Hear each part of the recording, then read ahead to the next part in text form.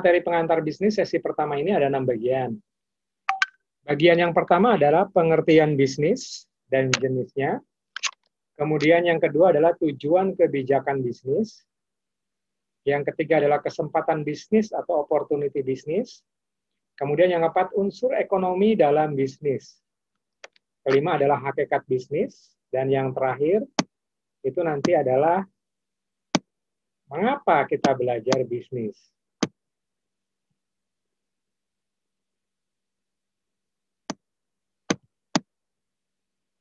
Oke, kita mulai. Yang pertama adalah arti bisnis. Jadi mungkin teman-teman sudah pernah mendengar sebelumnya bisnis itu apa sih? Jadi kalau definisi bisnis adalah suatu organisasi yang menjual barang atau jasa kepada konsumen untuk mendapatkan laba atau keuntungan. Jadi kata kunci dari bisnis adalah laba atau keuntungan, atau kita di dunia bisnis biasa disebut sebagai profit. Nah, organisasi itu tentunya lebih dari satu orang. Jadi kalau yang namanya organisasi terdiri dari banyak orang, dan kalau di perusahaan terdiri dari masing-masing, yang paling tinggi itu direktorat, yang ke bawah adalah divisi, kemudian yang ketiga departemen, kemudian yang keempat adalah section, yang terakhir adalah karyawan itu sendiri. Kata bisnis sendiri berasal dari bahasa Inggris, yaitu business, yang artinya busy atau sibuk. Dalam konteks individu, komunitas, ataupun masyarakat. Dalam artian sibuk mengerjakan aktivitas dan pekerjaan yang mendatangkan keuntungan. Jadi kalau sesuatu tidak mendatangkan keuntungan, bukan dikatakan sebagai bisnis. Hal itu dikatakan sebagai charity, atau sumbangan sosial, atau biasa dikenal sebagai corporate social responsibility. Nah, nanti di edisi berikutnya akan ada materi corporate social responsibility, yaitu bagian dari tanggung jawab perusahaan untuk mendapatkan keuntungan. Oke, berikutnya adalah apa saja jenis bisnis. Yang pertama, bisnis pertama menjual barang. Jadi teman-teman kalau sekarang jualan online, bisa jualan pakaian, jualan makanan, jualan kue, itu adalah menjual barang. Kemudian yang kedua adalah menjual jasa. Contohnya siapa? Gojek. Gojek itu menjual jasa pengantaran. Ada juga Ninja. Ninja menjual jasa delivery. Ada juga jasa internet dan sebagainya. Jadi dalam dunia bisnis itu ada dua, barang dan jasa. Kalau barang itu berwujud, kalau jasa tidak berwujud. Dan yang terakhir adalah ada juga bisnis yang menggabungkan antara barang dan jasa. Jadi dia juga menjual barang, juga menggabungkan dengan jasa. Nah, di sini ini saya full screen biar full ya. Di sini ada definisi dari perusahaan. Jadi perusahaan adalah suatu unit kegiatan produksi yang mengelola sumber-sumber ekonomi untuk menyediakan barang dan jasa bagi masyarakat, mendistribusikannya, serta melakukan upaya-upaya lain dengan tujuan untuk memperoleh keuntungan dan memuaskan kebutuhan masyarakat. Jadi perusahaan adalah suatu unit kegiatan produksi. Nah, di sini di gambarnya, di ilustrasinya, adalah penjelasan dari perusahaan, yaitu supply chain management. Jadi perusahaan itu bermula dari nomor 1, raw material, barang-barang dasar, kemudian dikirimkan atau disuplai ke pabrik untuk diproduksi, manufacturing. Jadi di situ ada supply chain management, dimulai dari raw material atau bahan baku, kemudian didistribusikan ke pabrik, menjadi produksi, produksi kemudian didistribusikan ke channel-channel distribusi, mulai dari distributor sampai dengan channel-channel yang lain, kemudian masuk ke retail. Retail itu adalah pusat penjualan barang hasil manufacturing atau produksi. Di sanalah dipasarkan barang-barang yang sudah diproduksi kepada tangan akhir atau end user-nya customer. Jadi mulai dari bahan pokok sampai dengan barang jadi dan diterima oleh customer. Itulah proses supply chain management di dalam perusahaan, mulai dari bahan baku sampai mendapatkan keuntungan. Oke, saya lanjutkan. Nah, sekarang berikutnya adalah apa perbedaan industri dengan bisnis. Jadi kalau industri adalah perkumpulan perusahaan yang memproduksi barang yang sama untuk pasar yang sama. Sedangkan perusahaan adalah mengolah material atau proses produksi yang sama dengan yang lainnya. Maksudnya begini, kita kan pernah dengar ya, industri hotel, industri pesawat terbang, industri makanan, industri minuman. Jadi dia memproduksi barang yang sama. Itu disebut sebagai industri. Sedangkan perusahaan adalah mengelola material untuk proses produksi yang sama dengan yang lainnya. Nah, apa pengertiannya bisnis? Bisnis adalah kegiatan yang membantu usaha-usaha pemenuhan kebutuhan masyarakat oleh perusahaan atau usaha untuk melayani kebutuhan masyarakat, baik yang bermotif keuntungan atau tidak.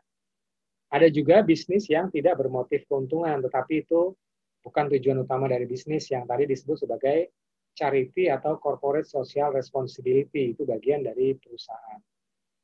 Jadi di situ jelas sekali perbedaannya industri dengan bisnis ya. Oke, berikutnya masuk lagi ke slide berikutnya.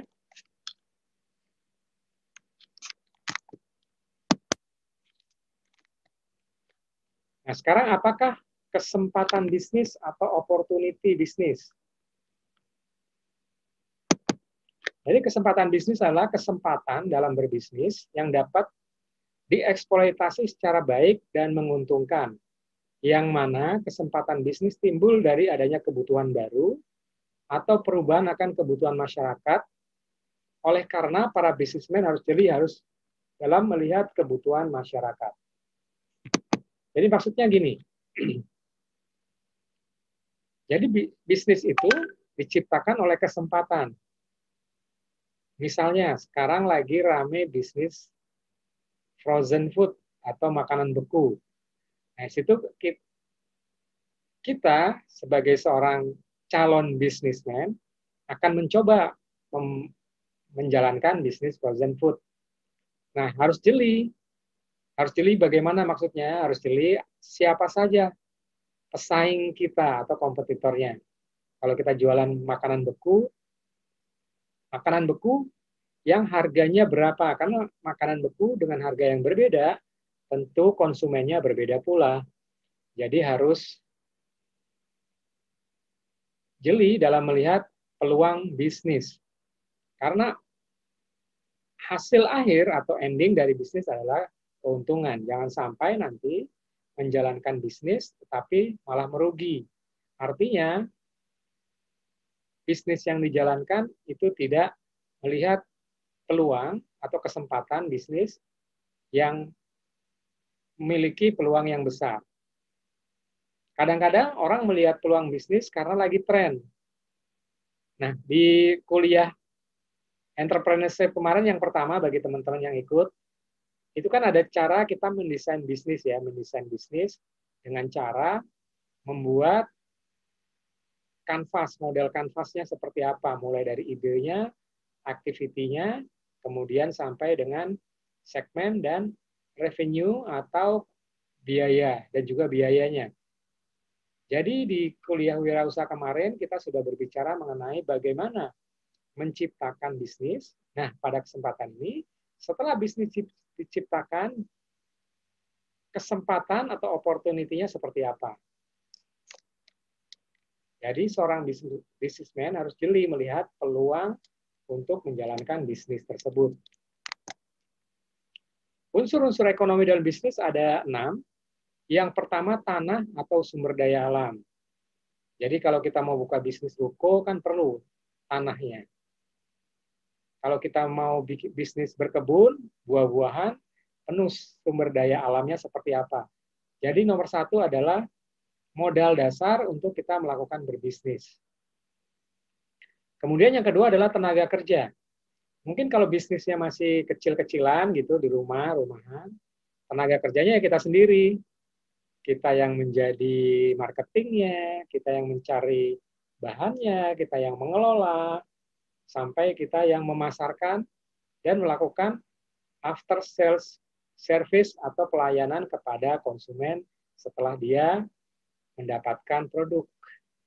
Jadi yang kedua adalah tenaga kerja. Nah, tenaga kerja ini disesuaikan dengan perkembangan bisnis. Kalau bisnisnya sudah mulai tumbuh, tentu kita akan mencari partner yang tadinya sendiri menjadi berdua.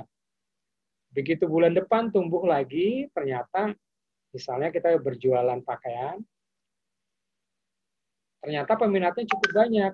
Tambah lagi tenaga kerja yang di bidang administrasi yang mencatat misalnya, keluar masuk barang. Dan semakin lama semakin berkembang, ternyata perlu marketing yang lebih luas. Ditariklah tenaga sebagai marketing. Begitu seterusnya, bertumbuh secara bertahap. Nah, nanti di kelas berikutnya akan ada siklus-siklus bisnis, mulai dari ide, startup. Nah, teman-teman kan pernah dengar startup. Startup itu apa sih? Jadi startup adalah fase bisnis awal, atau biasa kita sebut sebagai fase mulai berbisnis. Nanti dari startup naik ke grow up. Dari grow up naik ke mature. Mature itu sudah matang. Kemudian dari mature nanti akan proses establish dan selanjutnya harus dipertahankan, jangan sampai bisnisnya turun. Karena biasanya perusahaan-perusahaan atau per bisnismen yang tidak memperhatikan detail opportunity bisnis, begitu bisnisnya besar, tiba-tiba menjadi turun atau decline. Itulah proses siklus bisnis. Kemudian yang ketiga adalah modal. Tentunya pada saat berbisnis kita butuh modal. Kita jual makanan, kita butuh modal beli bahan bakunya, beli pengemasnya, beli alat-alat untuk memasaknya, itu adalah modal. Diperlukan modal. Berapa besarnya modal? Tergantung dari berapa besarnya bisnis yang akan kita jalankan. Kalau bisnisnya kecil-kecilan, mungkin 100.000, 200.000 cukup untuk kita memulai bisnis. Tapi kalau bisnisnya langsung besar, kayak perusahaan-perusahaan besar, dia langsung membuka perkebunan kelapa sawit, modalnya itu bisa miliaran, tergantung. Jadi kalau kita mau bisnis awal, tergantung jenis bisnis atau opportunity bisnis yang kita ambil, tentunya butuh modal. Yang keempat adalah skill, ini yang paling penting. Jangan sampai kita berbisnis, tetapi kita tidak memiliki skill atau keterampilan. Kalau keterampilan kita memasak, cobalah bisnis menjual makanan. Karena inti jual makanan adalah bagaimana rasanya. Kalau skill kita mencuci, ya jualah, bikinlah bisnis laundry gitu kan. Kemudian kalau skill kita misalnya mengajar, buatlah bisnis training atau les privat dan seterusnya. Jadi disesuaikanlah dengan skill atau keterampilan. Semakin sesuai dengan skill atau keterampilan kita, bisnis itu akan lebih langgeng. Berbeda kalau bisnis tanpa dibekali oleh skill atau keterampilan. Biasanya itu tidak akan bertahan lama karena dia tidak memahami bisnis yang dijalankan tersebut. Kemudian faktor yang kelima adalah informasi. Informasi apa? Informasi mengenai tadi seperti supply chain, mulai dari bahan bakunya, yang murah di mana, kemudian suppliernya yang bisa mengirim dengan biaya murah, tapi tepat waktu, kemudian display barangnya, dan seterusnya. Berikutnya adalah networking atau jaringan.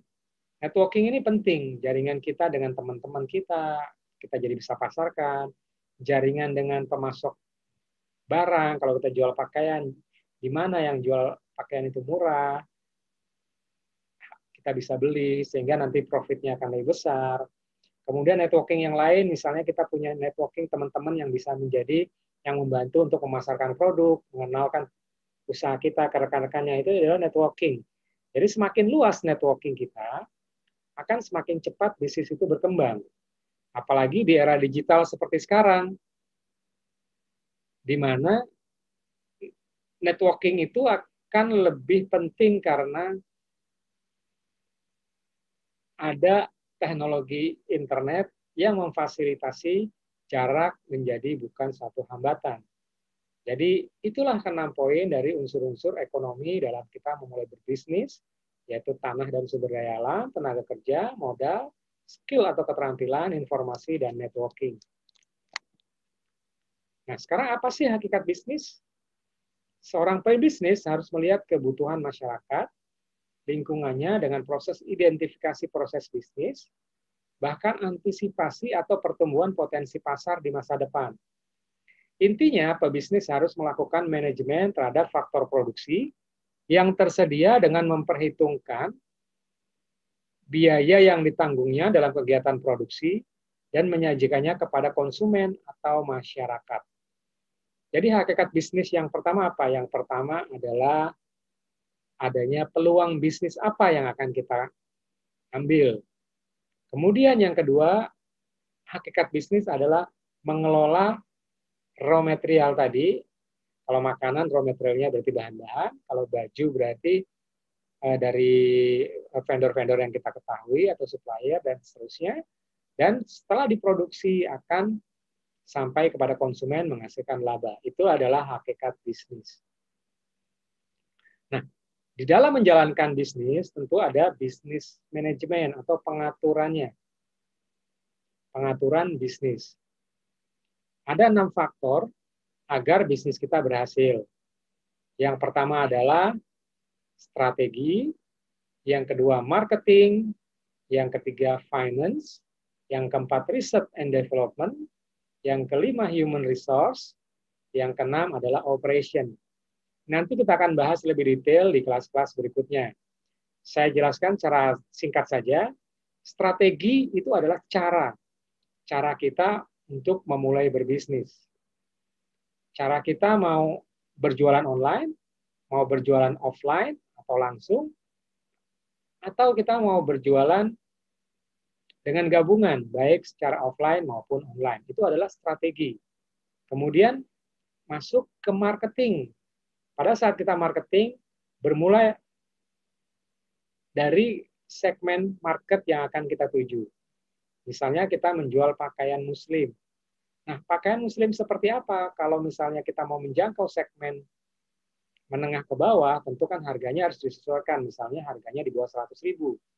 Tapi begitu kita ingin menjangkau konsumen menengah ke atas, tentunya barang-barangnya harus bermerek. Yang pertama, yang kedua, tentunya akan berpengaruh terhadap harga yang lebih tinggi dibandingkan segmen yang di bawah. Dan value, nilai barang, tentu akan lebih bernilai dibandingkan yang untuk segmen menengah ke bawah. Jadi dipastikan segmen yang kita tuju itu segmen yang mana, harus jelas.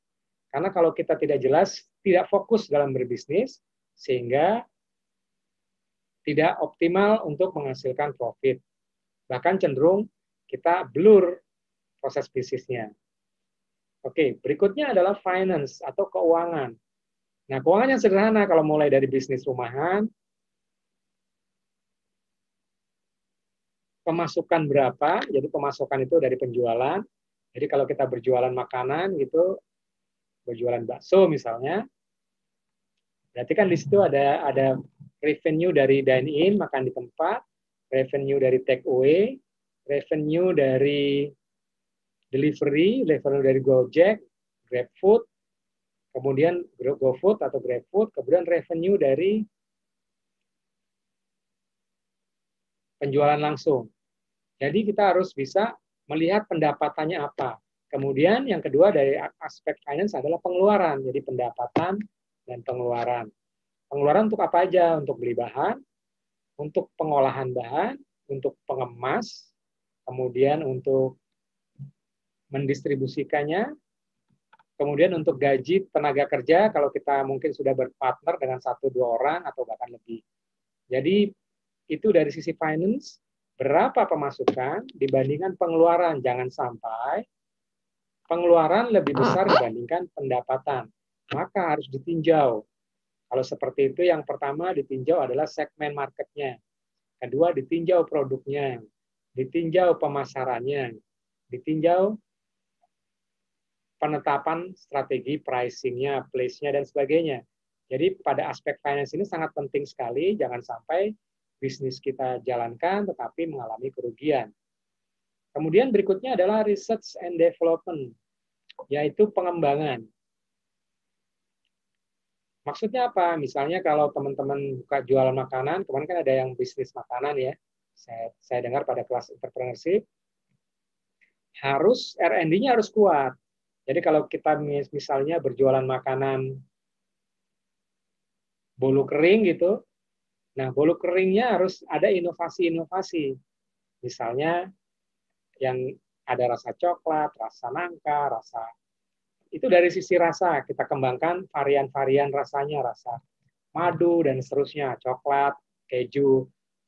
Itu dari sisi riset and development pengembangan rasa. Selain rasa mungkin bentuknya. Mungkin bolu bukan hanya bulat saja, kita buat lebih bentuk yang bervariatif. Yaitu adalah bagaimana kita mengembangkan R&D. Berikutnya adalah human resource. Human resource adalah tenaga kerjanya. Tadi tergantung bisnis kita mulai dari bisnis berapa. Kalau masih kecil tentunya kita sendiri yang merangkap semua. Mulai merangkap dari sales, marketing, produksi, kemudian yang penjualan langsung, kemudian human resource, kemudian ada pembukuan, administrasi, dan sebagainya, dirangkap semuanya.